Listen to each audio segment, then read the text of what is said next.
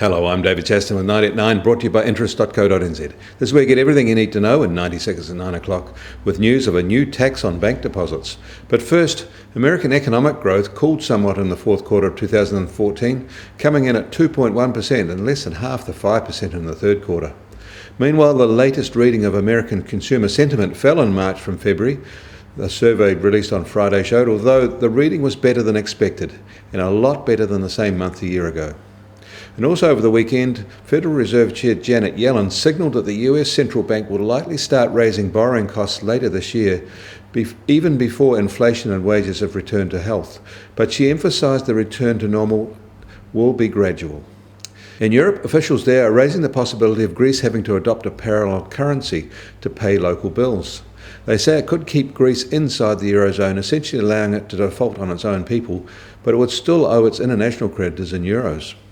Such a solution would be very humiliating, more so than a Grexit, but it would sheet home to the locals the folly of their endemic corruption and past extravagances. China's central bank governor warned on Sunday that the country needs to be vigilant for signs of deflation, and he said China's policymakers were closely watching slowing global economic growth and declining commodity prices. His comments are likely to add concerns that China is in danger of slipping into deflation and underline increasing nervousness as their economy continues to lose momentum despite a raft of stimulus measures. In Australia, it looks like they're going to get a new tax on bank deposits. Oddly, the idea has bipartisan support, although it will come with the usual aggressive political bile and recrimination. The idea was first Labor's, now about to be adopted by the coalition. Banks say they'll pass on the cost. It'll improve the New Zealand advantage. Over here we do pay slightly higher home loan rates, but we also get much better term deposit rates. Our differential is smaller than in Australia, and now it's likely to get an even better advantage. And the Aussies are also reassessing their commitment to dividend imputation. In New York, US Treasury 10-year yields rose on Friday to 1.96%. Similarly, New Zealand swap rates start this week on the rise.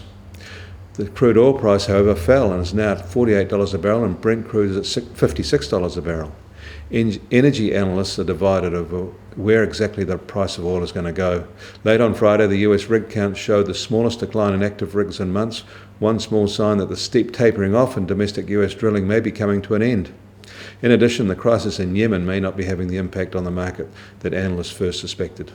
The gold price also fell to $1,198 an ounce. New Zealand dollar will start the week lower at 75.6 US cents, at 97.8 Aussie cents, a new post-float closing high, and the TWI is down to 80.2. I'm David Chaston. That was 90 at 9, brought to you by interest.co.nz.